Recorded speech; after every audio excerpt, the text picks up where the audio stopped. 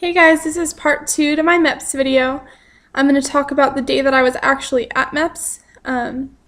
So our day started at 4 o'clock. The official wake-up call wasn't until 4:30, but my roommate and I got up early so that we could shower and had time to get ready and all that. And then we had to be downstairs by 4:45 for breakfast and on the bus with all our stuff by 5 o'clock. And we left at 5:05. After that, we went straight to MEPS, and we got there about 5:30. You get off the bus, and you get put into this hallway, and then they split you up by branch. The majority of the people there were Marine Corps and Army. Then the third line that they had was Air Force, Navy, and Coast Guard. There wasn't very many Air Force, people. There was only 3 females total. There was a 4th one, but she got sent home for wearing a sports bra. So that was kind of a bummer. But anyways, they have you go upstairs and you put all your bags in this room that they lock. And after that, the only thing you can have is all your paperwork from your recruiter and your cell phone. So you go through this metal detector and you meet with the liaison for your branch of service. And you knock on the door and you stand outside and wait until somebody comes to get you. Once they come out, you give them your paperwork and your cell phone, and they check you in. They put your phone in a drawer, and they give you a name tag. Your name tag has a barcode on it, and it also has all the stuff that you need to get done during the day on there so that they know where to send you. After that, you go sit back down in a general waiting room, and you wait for everybody to get their sticker, and then someone comes out and talks to you about what's expected of you at MEPS. They tell you not to be an idiot. You can't use your cell phone unless it's in the dining room. All sorts of other stuff. They also said if you were wearing spandex, you needed to let them know because people that were there for in-processing couldn't be wearing it. You could only be wearing spandex if you were shipping out. And they also made sure that everybody had the proper undergarments on. And then after that, you were split into lines depending on what test you needed to take. If you were there for in-processing only, if you were shipping out. For me, I went straight to biometrics, and they take your fingerprint so that's how you're going to sign everything while you're there. And they also take your picture for your documents. And then right after that, I went straight downstairs to medical. And you line up against a wall, and they call you into this room. And you get your blood pressure taken, and then you go sit down at a desk and wait to fill out a bunch of paperwork. And there's probably about 30 or 40 people in the room, and you go through all the medical paperwork you've already filled out on a new sheet, page by page, and then you fill out your tattoo form again if you have one. You also have to have all your medical documents with you. So you do that, and it takes about 2.5 hours. And then you go to different stations. So you can either take your P test, you can get your blood drawn, you can go to hearing or vision. I went to vision first, and they have you go in there into a little dark room, and you lean your head forward on these little goggle things, and you have to read off the charts like you do at the DMV.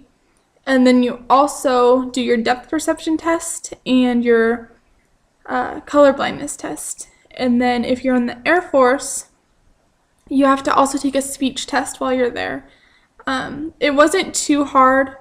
I know a lot of people had a really hard time with the depth perception test, and people say that if you squeeze your eyes and then focus really hard, you can see the dots better. It didn't help me at all, so I don't know what to tell you. But after I did that, we went into the hearing room, which also wasn't too bad. It's kind of confusing though, because you can hear everybody else clicking. There's no actual walls, it's just curtains in between you. So you have to really focus on the sound coming from your headphones and not listening to everybody clicking their buttons. And then right after that, they told us to start drinking water because coming up next was going to be our P test. I was really lucky because I was in the first group of people out of the paperwork room to start going to all these stations. So at this point, it had only been about an hour and 15 minutes that we had been doing all this, and there were people that were still waiting to get their hearing test done and their vision done, so that was kind of nice. Right after I did hearing, I went to do the P test, which isn't all that bad. I've heard so many people say, oh, they stare at you, they stare at you. They didn't stare at me. They were just standing in there making sure that you were the one peeing in the cup. So if you have a hard time peeing, I would try to drink a pretty good amount of water when you wake up. But be prepared to hold it if you have to, because you can potentially wait a pretty long time. And if you couldn't pee that day, you had 3 days to come back and do it, or your process started all over. So that's kind of a bummer. Nobody, I don't think, had to do that while I was there.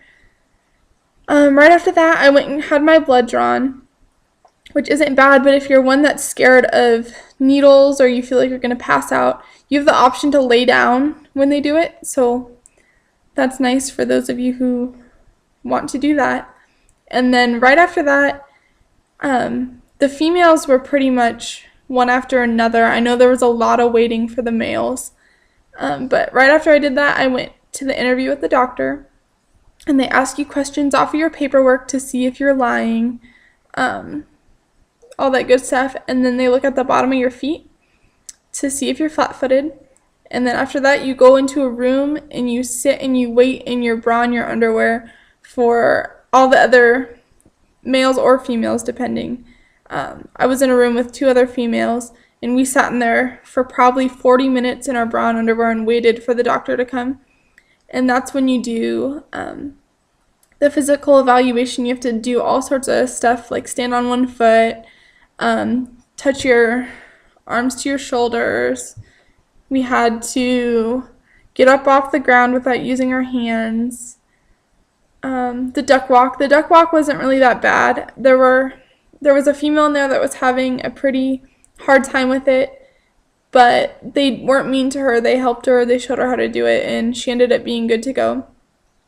After you do all that, they take your height and they weigh you, and then one by one you go in and see the doctor butt naked, and they go over your paperwork one more time, and they either approve you or they don't.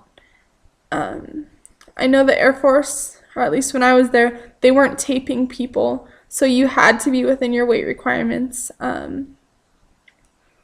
Once they take you back into that room to see the doctor, if your doctor is a male, there will be a female in there with you, just so that there's another adult in the room. And then after that, once they approved you, you have to wait for a partner, and then you can go back up to the liaison and give them all your paperwork. By the time I got done with that, it was probably about 10:30, maybe 11. I'm not really sure. I don't remember. And they have you go and do all your fingerprints. And then by that time, they told us to go to lunch.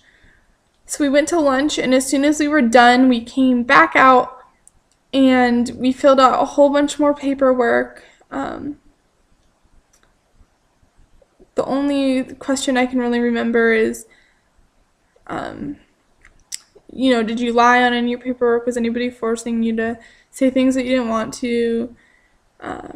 Is everything correct to your knowledge? And then there was a part that you had to fill out about if you were to die, who would take your money and who would pick up your body. But other than that, that's all I really remember doing. It was a lot of sitting and waiting, but it's not hard. Don't sleep. I didn't see anybody sleep, but I've heard that people fall asleep at MEPS and they try to sneak their phones and iPods. Don't do any of that. Just sit and wait.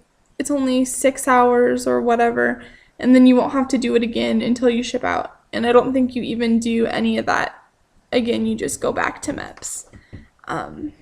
So it's really not that bad.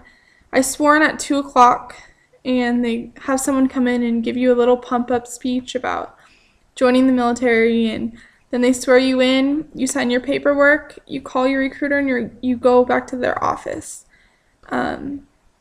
After you go to their office, they give you a little brief kind of welcome to DEP. They give you all the information that you'll need while you're in DEP. They'll tell you when your DEP calls are.